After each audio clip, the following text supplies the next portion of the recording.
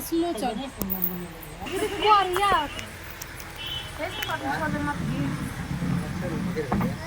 माई के फोटो काटी सकती है वो लो ले रे को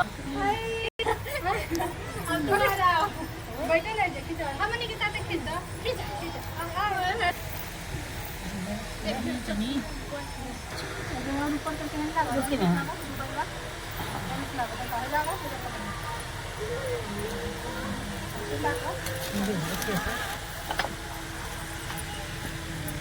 हैगा चाहिए बना नौनी रख के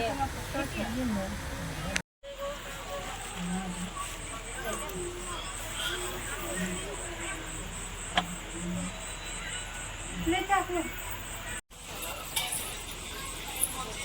कैसे मिस्टी मौसम से मेरा मोबाइल मांग लिया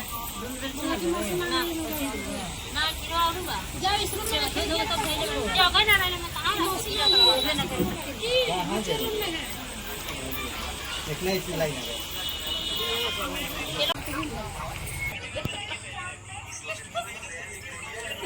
चल सुबह से करते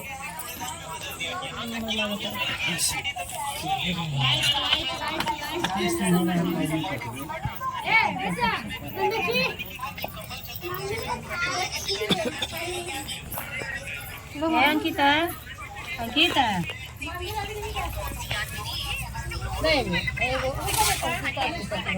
है कि हे महादेव हमें कोई ऐसा गुप्त व्रत या पूजा बताएं जो सब में धर्म में सरल हो और जिसमें परिश्रम भी कम करना पड़े लेकिन हमें फल अधिक मिले। हे नाथ यदि आप मुझ पर प्रसन्न हो तो यह विधान बताएं कि हमें प्रभु किसी पद पर व्रत तथा दान की आदि मध्य के अंत में रहित आप जैसे महाप्रभु आपको प्राप्त हों। शिव जी बोले हे देवी मैं बताता हूँ। शिव जी ने कहा भारतवर्ष में जैसे नक्षत्र में चांद और ग्रहों में सूर्य, वर्णों में ब्राह्मण, देवताओं में विष्णु भगवान, नदी में गंगा, पुराणों में महाभारत, वेदों में श्याम वेद और इंद्रों में मन श्रेष्ठ हैं। इस पुराण और वेदों में सर्वश्रेष्ठ जिस तरह कहा जाता है इन्हें एक प्राचीन व्रत बताया जाता है कि एकाग्रित मन से सुने। जिस व्रत के प्रभाव में तुम्हें मेरे आधे आधन प्राप्त हुआ है वह मैं आपको बताता हूँ क्योंकि तुम मेरी प्रिय हो। भाद्र पक्ष मास में सहस नक्षत्र के शुक्ल पक्ष की तृतीया तिथि में उसका अनुष्ठान मात्र करने से स्त्री सब पापों से मुक्त हो जाती है। ऐसे में तुम्हें आज बहुत दिनों से पहले हिमांग पर्वत पर इस व्रत को किया था। द्वितीय मैं तुम्हें कहूँगा कि पार्वती ने पूछा कि हे नाथ मैं क्यों यह व्रत किया था, सब आपको मुँह से सुनना चाहती हूँ। उत्तर की ओर एक बड़ी रमणीय और पर्वतीय सर्वश्रेष्ठ हिमांग नामक पर्वत है। उसके आसपास तरह तरह की भूमि और तरह तरह के वृक्ष उस पर लगे हुए हैं। नाना प्रकार के पंछी और अनेक प्रकार के पशु उस पर निवास करते हैं। वहाँ पहुँचते ही गंधर्व के साथ बहुत से देवता सिद्ध चरण परीक्षण सर्वश्रेष्ठ प्रदान मन विचरते हैं। वहाँ पहुंचकर गंधर्व गाना गाते हैं और अप्सरा नाचती है। उस पर्वतराज के इतने ऐसे शिखर हैं जैसे जिसमें स्टिक रक्त और वैदुर्मणीय आदि की खानों भरी है। यह पर्वत ऊंचा है कि इतना अधिक है कि मित्र के घर से हर घर की तरह समझकर आकाश में स्पर्श किए रहता है। उसके समस्त शिखर सफेद हिम बर्फ से आच्छादित करते हुए और दिव्य जल की ध्वनि आदि सुनाई देती रहती है। हे पार्वती, तुम्हें बालकाल में उसी पर्वत पर ताप करती है। 12 वर्ष तक उल्टी लटक कर केवल धुआं पीकर, 64 वर्ष तक सूखे पत्ते खाकर माघ मास में तुम पिता इस तरह के कष्ट सहन को देखकर बड़े दुखी हुए। वे चिंता में पड़ गए कि मैं अपनी कन्या किसको दूं। इसी समय नारद जी आ पहुँचे। मुनि श्रेष्ठ नारद जी इस समय तुम्हें देखने गए थे। नारद जी ने देखकर गिरी के अर्ध पद आसन आदि देखकर उनकी पूजा की और कहा, हे स्वामी, आप किस लिए आए हैं? मेरे अहोभाग्य है कि आप आगमन करने मेरे लिए आए, अच्छा है।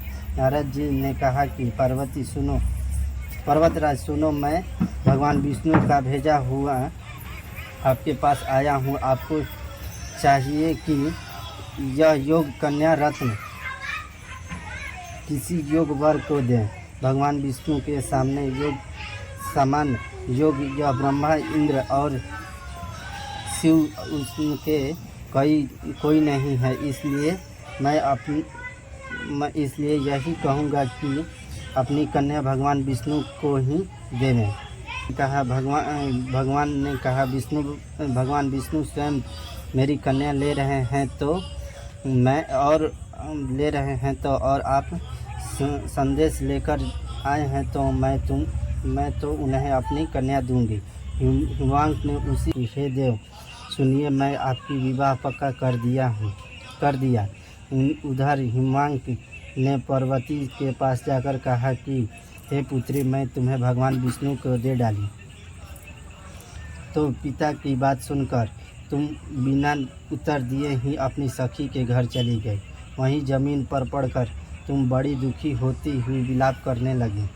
तुमको इसी एकमात्र शिव जी को अपना पति बनाना चाहती हूँ, इसमें कोई भी संशय नहीं है। मेरे इस विचार को पिताजी ने ठुकरा दिया है। इससे मैं अपने शरीर को त्याग दूंगी। पार्वती की बात को सुनकर सखियों ने को वहाँ जब होश आया तो सब पूछने लगे कि गिरिराज, आप मूर्छित का कारण बताएं। हिमवांक ने कहा कि दुख का कारण सुनो। ना मालूम कौन मेरी कन्या को हर ले गया है। ऐसे नहीं हुआ तो कोई उसे किसी काले सांप ने काट लिया है या सिंह खा गए होंगे। हाय हाय, मेरी बेटी कहाँ गई? किसी दुष्ट ने मेरी पुत्री को मार डाला। ऐसे कह वे वायु के झोंके से कांपते कामनी प्रतिमा बनाकर उसी अपनी सखियों के निराहार रहकर आराधना करने लगी। जब भद्रपात्र शुक्ल पक्ष की सहस्त्र युग तृतीया तिथि में प्राप्त सखियों के साथ उस महापर्व का पारण किया, हिमवांक ने तब तक उस वन में तुम्हें खोजते खोजते आ पहुँचे। चारों दिशाओं में तुम्हारी खोज करते करते व्याकुल हो चुके थे, इसलिए तुम्हारी आश्रम की उत्तर दिया। हे पिताजी, मैंने पहले ही अपने आप को शिव जी के हाथों सौंप दिया था। आपने मेरी बात को टाल दी, इससे मैं यहाँ चली आई। हिमांक ने सांत्वना दी कि हे पुत्री, मैं तुम्हारी इच्छा के विरुद्ध कुछ न करूँगा। वे तुम्हें अपने साथ ले आए घर और मेरे साथ तुम्हारा विवाह करा दी। इससे तुम्हें मेरे अर्ध आसन पाया। तब से जब तक किसी के सामने मुझे वह व्रत प्रकट करने का अवसर नहीं प्राप्त हुआ। हे देवी, मैं तुम्हें बताता हूँ कि इस व्रत की हरतालिका नाम क्यों पड़ा। तुमको सखियों ने हर ले गई थी, इसी से हरतालिका नाम पड़ा। पार्वती जी ने कहा कि हे प्रभु, आपको नाम तो बता दिया, इसकी विधि भी बताइए। इसका क्या पुण्य और क्या फल होगा? यह विधि, इस व्रत कौन करे? श्री शिव जी पार्वती जी से कहते हैं कि हे देवी, मैंने समस्त स्त्री जाति की भलाई के लिए यह उत्तम व्रत बताया है। जो स्त्री अपने सौभाग्य की रक्षा करना चाहती हो वह यथापूर्वक इस व्रत को करे। लोगों के एकत्रित होकर तरह तरह के मंडलाचार करते हुए एक मंडल से पार्वती तथा शिव जी की प्रतिमा स्थापित करें। उस रोज दिन भर उपासना कर बहुत जमुरी, नींबू, लौंग आदि, नारंगी आदि जो फल प्राप्त हो सके उन्हें इकट्ठा कर ले और उस ऋतु में जो फल तथा फूल मिल सके विशेष रूप से रखे। इसके बाद धूप दीपान्वित पूजन कर प्रार्थना करें कि हे शिव रूपणीय, हे मंगले, हे अर्घ को देने वाले, हे देवी, आपको नमस्कार है। हे सिंह वाहिनी, संसार के भय से भयभीत तुम निधि की रक्षा करने इस काम की पूर्ति के लिए मैंने आपकी पूजा की थी। हे पार्वती, मुझे राज से सौभाग्य दे, मुझ पर प्रसन्न होवे। इसी मंत्रों से पार्वती जी तथा शिव जी की पूजा करें। अत्र भक्षिण करती है तो उसे 7 जन्म तक बांझ रहना और उसको बार बार विधवा होना पड़ता है। वह सदा दरिद्र पुत्र शोक से शोकाकुल सौभाग्य की लड़की सदा दुखी भोगने वाली होती है। उस उपवास न करने वाली चीज को अत्र खाने से सुकरी और फल खाने से बंदरिया, पानी पीने से जोक और दूध पीने से सांपी, उस रोज सोने से अजगरी और पति को धोखा देने से मुर्गी होती है। इसलिए सभी स्त्री को व्रत अवश्य करें। दूसरे दिन सुवर्ण, चांदी, तांबा तथा बांस के पात्र में अत्र भरकर ब्राह्मण को दान देवे और प्रणाम करे। जो स्त्री इस प्रकार व्रत करती है वह मेरे समान पति प्राप्त होता है और जब वह मरने लगती है तो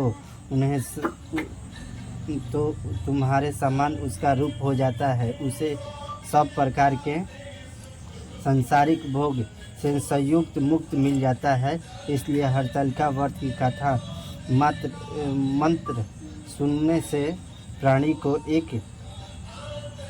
1000 अश्वमेध और 100 वाजपेयी यज्ञ करने के फल प्राप्त होता है। हे देवी, मैंने यह सब व्रत तो उत्तम व्रत बताया है, जिसके करने से प्राणी को पाप से छुटकारा छूट जाता है। इसके में कुछ भी संशय नहीं है।